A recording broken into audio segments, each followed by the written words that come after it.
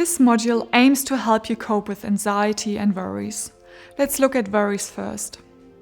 Worrying is a perfectly normal thing to do. However, sometimes it can feel hard to control and can distract us from things that we are trying to achieve right now or keep us preoccupied. Worrying is a thought process that is often hypothetical, assumes negative outcomes, and can spiral. If you find yourself feeling preoccupied by things that are worrying you, it might be impacting your sleep or your work. Then it can help to be proactive and allocate some allotted time into your day that you spend on trying to solve these things.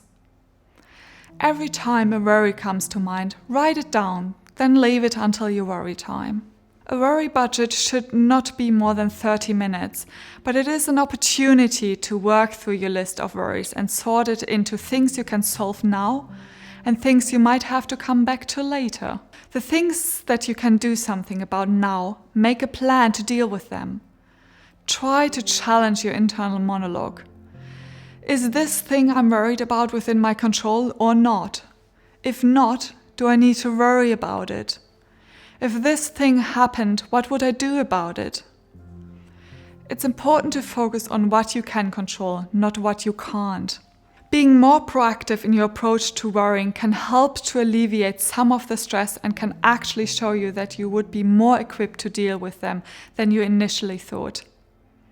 Sometimes worries can lead to the experience of anxiety. Anxiety is excessive and uncontrollable worry, which is often accompanied by physical symptoms such as a faster heart rate, shakiness, shallow breathing that are our natural response to perceived threat or stressful situations, preparing us for fight, flight, or freeze. However, in many cases, our lives are not in immediate danger, and these responses are not useful when we are trying to solve a problem. Because anxiety affects our minds, bodies, and our actions, you may want to learn to manage all aspects. Cognitive behavior therapy can help you identify helpful from unhelpful thinking and helpful and unhelpful behaviors like avoiding situations.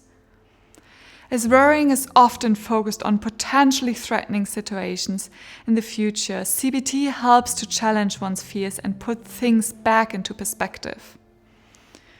If you feel anxious, it can help to ask ourselves, is my life in danger? Or how likely is my nightmare scenario really?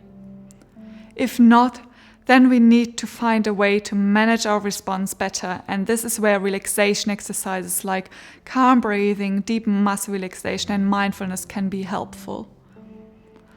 Relaxation exercises can also help to ease the experience of panic attacks.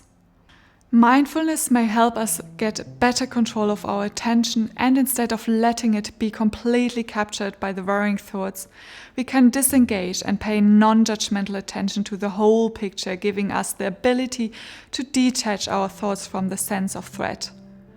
So what else can you do? Very important, share your feelings. It can be easy to keep things bottled up and assume that people are either too busy to listen or they have their own stuff going on. We might also experience that negative self-talk that can stop us from reaching out.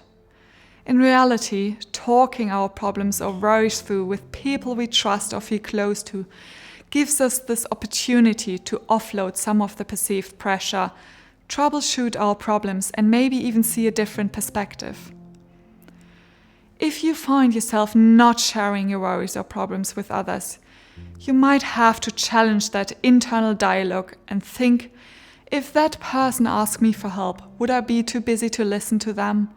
Or if this person came to me with a problem, would I judge them for it? Remember that often we set standards for ourselves far higher than we would for anyone else, standards that we can't possibly meet at all the time. So it can help to remind yourself of that and play devil's advocate. Also, build your resilience with regular exercise, a balanced diet, and regular 8 hours of sleep. It may also be helpful for you to cut down on cigarettes and alcohol to reduce anxiety and worries. If your symptoms persist, cause you distress, or impact your daily life, we recommend seeking support from your GP or other professional support.